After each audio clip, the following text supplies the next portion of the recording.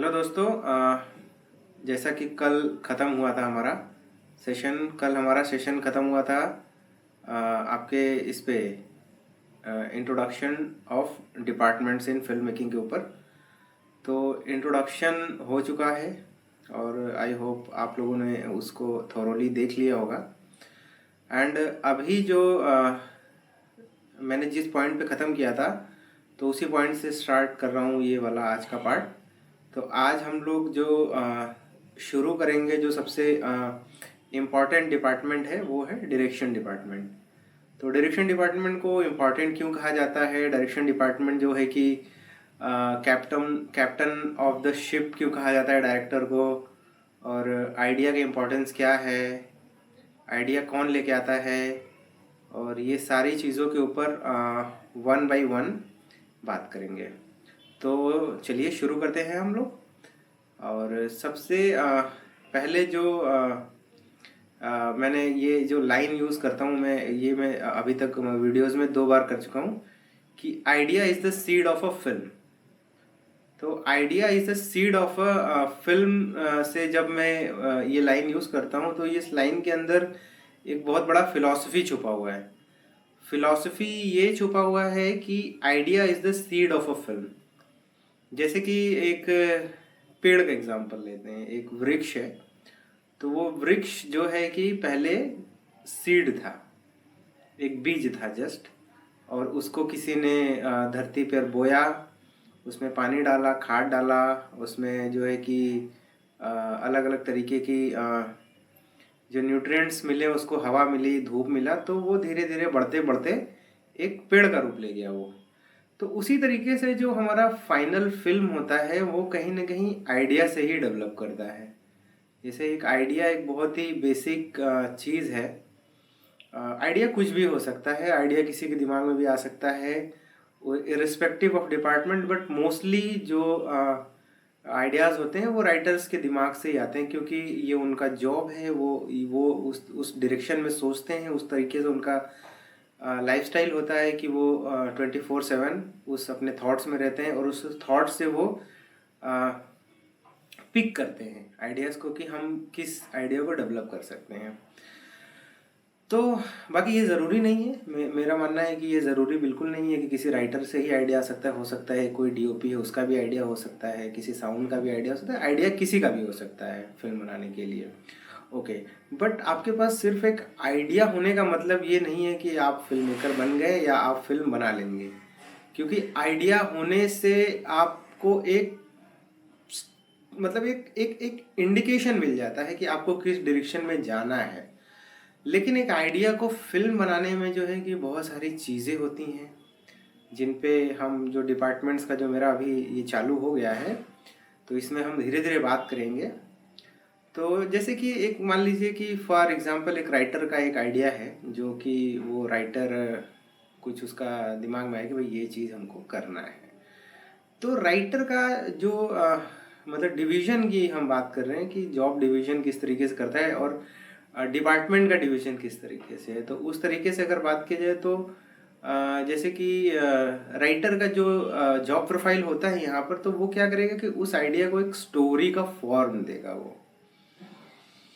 और obviously story एक उस मतलब का डेफिनेशन हम यही इस तरीके से दे सकते हैं कि जिसका एक शुरुआत हो, एक मध्य हो और एक अंत हो। ठीक है, लेकिन ये ज़रूरी नहीं है कि वो एक और उसी ऑर्डर में ही कहानी हो। कहानी कहीं से भी शुरू हो सकती है, लेकिन अमूमन जो एक बेसिक वो हम कहते हैं कहानी के बारे में अगर बात करते हैं तो एक कहानी कहीं से शुरू होती है, फिर वो कहानी बढ़ती है, कहानी फिर वो अपना एक रफ्तार पकड़ती है, फिर कहीं एक ऐसा पॉइंट आता है जहाँ से वो कहानी जो है ख़त्म होने की तरफ बढ़ने लगती है। तो ये हो गया हमारे राइटर का। लेकिन क्या सिर्फ एक कहानी होने का मतलब ये है कि हम फिल्म बना पाएंगे उससे? ये भी नहीं है। जैसे एक आइडिया होने का मतलब ये नहीं है कि हम एक फिल्म बना पाएंगे, तो वैसे ये कहानी होने का मतलब भी ये बिल्कुल नहीं है कि हम एक फिल्म बना पाएंगे। तो फिर हम फिल्म बनाएंगे कैसे? सवाल ये उठता है कि फिल्म बनाएंगे कैसे जब हमारे पास आइडिया है फिर भी हम फिल्म नहीं बना पा रहे हैं, हमारे पास कहानी है फिर भी हम फिल्म नहीं बना पा रहे, तो हम फिल्म बनाएंगे कैसे? बहुत बढ़िया सवाल है ये कि फिल्म बनाएंगे कैसे। अगर हम देखें कभी ध्यान से, कोई हम थिएटर में जाते हैं देखने के लिए, ओटीटीज पर आजकल बहुत ज़्यादा चल रहा है कोविड की वजह से, और यूट्यूब पे देखते हैं, तमाम तरीक़ों से हम फिल्में देखते हैं। कुछ लोग गलत तरीके से डाउनलोड करके भी देखते हैं, जो कि नहीं करना चाहिए, बिल्कुल नहीं करना चाहिए।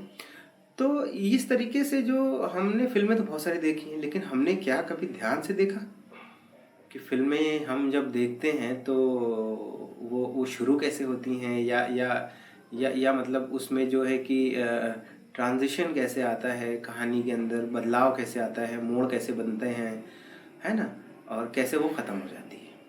तो अब जैसे ये डिस्कशन होने के बाद जो है कि शायद अब जो ये वीडियो देख रहे हैं आप लोग, तो आप लोग अब फिल्मों को उस नज़रिए से देखना शुरू करेंगे कि उसका जो बिगिनिंग, मिडिल और एंड, ये भी चीज़ों पर अब आपका फोकस रहेगा। ये मैं श्योर हूँ कि अब ये बात करने के बाद इस चीज़ के ऊपर ऑब्वियसली अब ये जो है कि वो रहेगा। तो लेकिन हम देखते कैसे है कि जैसे फॉर एग्जांपल एक कहानी शुरू होती है, किसी स्कूल से शुरू होती है, किसी कॉलेज से शुरू होती है, फिर कॉलेज से हम देखते हैं किसी कैरेक्टर्स के ऊपर फोकस जाता है। हो सकता है वो कैंटीन में बात कर रहे हों और तभी उनके बीच कुछ प्लान हो जाता है कि हाँ ठीक है। हो सकता है किसी वो पॉलिटिकल जो छात्र संघ का चुनाव है उसके बारे में बात कर रहे हैं, है ना। तो इस तरीके की चीज़ें, एक जस्ट एक मैं अज्यूम कर रहा हूँ ये कहानी। तो हम देखते कैसे हैं कि हमें कोई सुनाने वाला नहीं है वहाँ पे, हमें चलते फिरते कैरेक्टर दिखते हैं। हम देखते हैं कि हमको चलते फिरते लोग, वो अगर कैंटीन की मैं बात कर रहा हूँ तो हमें कैंटीन का एक सेट दिखता है, कैंटीन के अंदर भीड़ भाड़, ये वो तमाम चीज़ें दिखती हैं। तो एक तरीके से हमें न वो जो एक पूरा का पूरा सिनेरियो दिखता है। तो वो बहुत ही बेसिक यूनिट है एक फिल्म का, जिसको हम शॉर्ट कहते हैं, ठीक है। और ये मैं अभी बता देता हूँ कि कई सारे शॉर्ट मिलके जो है एक सीन को डेवलप करते हैं। जैसे कि एक कैंटीन के अंदर कुछ कॉन्वर्सेशन हो रहा है तो उसमें कई सारे शॉट्स लगेंगे हमारे। जैसे मान लीजिए 2 कैरेक्टर है तो दोनों कैरेक्टर्स का बारी बारी से शॉट लगेगा, तो वो डेवलप करेगा, एक सीन को डेवलप करेगा, ठीक है। तो ये बहुत ही बेसिक चीज़ है। ये मे बी अभी हम एडिट में जब जाएंगे, एडिटिंग डिपार्टमेंट को बहुत डीपली जब स्टडी करेंगे तो वहाँ पर और अच्छे तरीके से इस चीज़ को समझ पाएंगे। तो जैसे कि अगर हम इस चीज़ को लिंक करते हैं कहानी के साथ, लेकिन कहानी तो हमारी ऐसी होती नहीं है। कहानी तो एक राइटर होता है, वो चीज़ों के बारे में बताता है कि अरे एक कैंटीन था फलां शहर के अंदर, उसमें दो लोग बैठे थे जो चुनाव की किसी तैयारी कर रहे थे, या इस तरीके की चीज़ें होती हैं। लेकिन अब जब जैसे कि हम अगर इसको स्क्रीन पर देखते हैं तो हमें कुछ और दिखता है, हमें तो कोई बता नहीं रहा है, वो तो कैरेक्टर जिंदा हो गए, वो तो खुद ही आपस में बात कर रहे हैं। तो यहाँ पर आता है जो सबसे इम्पॉर्टेंट पार्ट है फिल्म्स का, वो है स्क्रीन प्ले। स्क्रीन प्ले क्या होता है? स्क्रीन प्ले बेसिकली वो होता है कि जो स्क्रीन पर चीज़ें दिख रही हैं आपको,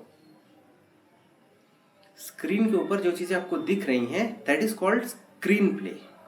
तो अभी एक जो हमारे पास कहानी है, पहले हमारे पास आइडिया था, फिर राइटर ने उसको एक कहानी का रूप दे दिया, तो अभी एक और राइटर इसमें जुड़ेगा जिसको हम स्क्रीन प्ले राइटर कहते हैं।